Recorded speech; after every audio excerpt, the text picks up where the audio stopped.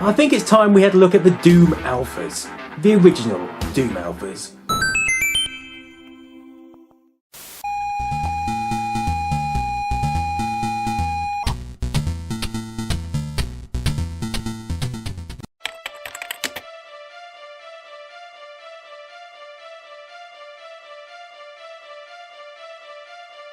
It's 2016, and Doom 4 is being played by those prosperous enough to have a competent PC.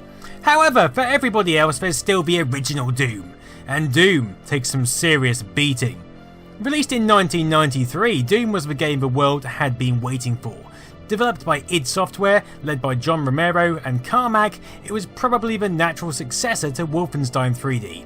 But the evolution created a game which was more than the sum of its parts. A game which propelled the 3D genre into a new arena, jumping from the raycasting technique of id's previous games and moving into the simulated 3D technique of binary space partitioning.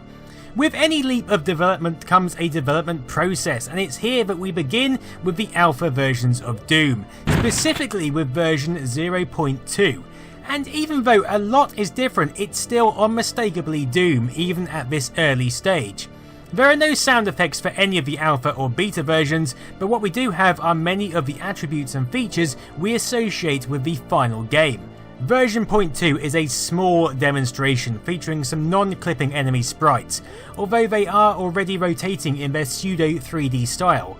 You'll notice a large wraparound HUD in the style of the Doom helmet, featuring some messages at the bottom from fellow Marines, in this case Chen, and a static map. Now the smaller display window presumably helped the game run on lower end 386 systems, but ultimately gave the game less of an impact that we'd associate with the full screen aspect. Now, version 0.3 gives us a new menu system, new levels to go with it, and with these new levels we find new textures, although they mainly provide a stony metallic feel to the Martian base. Options have been added, allowing us to change detail levels between low, medium and high, and we've also got the initial workings of the auto map with the HUD's built-in map. We've also got some rudimentary platform undulation, demonstrating the key feature of the new engine. Although monsters are moving, they can't be clipped or shot at this stage. You may also notice a variety of weapons, some of which have changed completely in the final game. Rather than bare knuckles or a chainsaw, Doom Guy seems to have a cattle prod at this stage. We also have a semi-familiar looking shotgun, a rifle, and a machine type gun. The large HUD can be reduced to the familiar lower bar in this release, albeit without Doom Guy's little face to connect us to our protagonist, although in version 0.4 it's removed entirely. Things really start to ramp up in this version. You may notice that we keep beginning levels surrounded by fellow Marines, and that's because the original game plot was to involve a team of Marines rather than just one single Doom Guy protagonist. The weapons are also evolving, and the rifle to me looks more like the shotgun from Quake at this point. Now, these levels are probably starting to look familiar to you, although the texture mapping lends itself more to a terrestrial looking location. They feel more like the lab locations we find in the Doom movie, including sterile areas laid out in a more conventional arrangement, given Doom's limitations at least. And some levels even harbour locker rooms with showers brimming with naked monsters. We've also got stairs, which although seemingly fairly obvious and mundane nowadays, were a huge evolutionary leap back then. Because Doom uses a fake 3D technique where everything is actually on the same plane, but calculated to appear like it's on different levels, hence the reason you can't have rooms above other rooms, we still find limitations around level design here, including the inability to fall off areas raised higher than a stair's height. Version 0.5 brings us a more familiar menu system, and more information on our lower status bar, including mention of a bayonet. I guess that's what the cattle prod is meant to be. And although we can now shoot things, well, I mean they disappear at least, including the medikit, we still can't use the bayonet to good measure. One thing you may notice is that these early levels are a lot more sprawling and massive than the endgame's faster, shorter pace. There are levels here with huge rooms and massively long, dark corridors, which are actually pretty cool.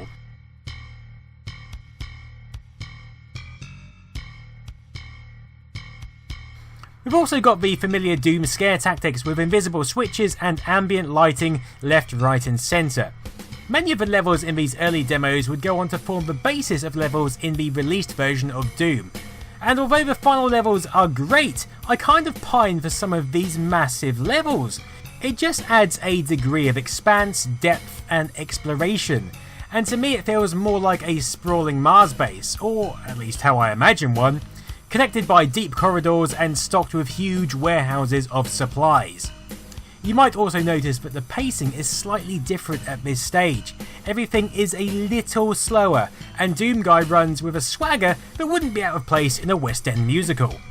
We also have Collectibles, a spillover from the Wolfenstein games, which were omitted from Doom's public release as it was deemed that the bloodthirsty killing was reward enough. Doom Guy isn't the type to wander around picking up artifacts. Leave that shit to Lara Croft, there's killing to be done.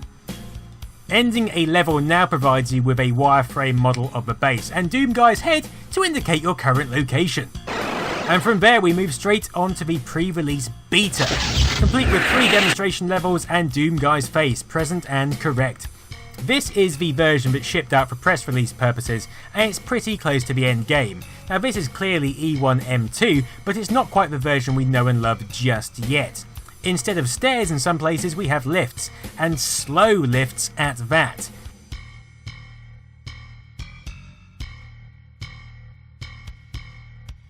Instead of rooms we have swampy corridors, and instead of a BFG we have a fucking awesome BFG, which I bloody love.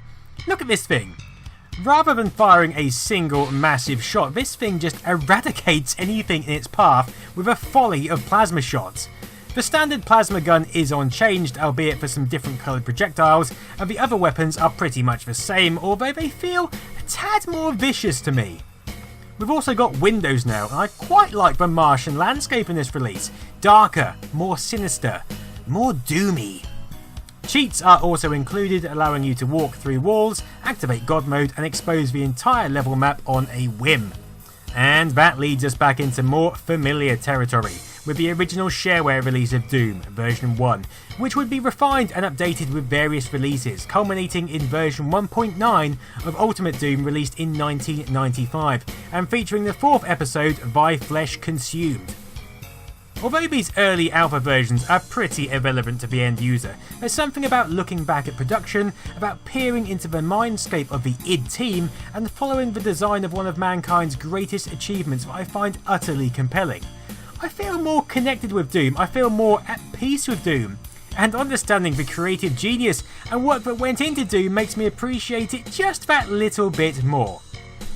Now if I could just get a PC capable of running Doom 4. Thank you for watching this video about the pre-release versions of Doom. There's videos about Doom I've done in the past, and there'll no doubt be videos in the future. Click one, contribute to my Patreon, or just leave. In any case, thank you very much for watching, and as always, good night.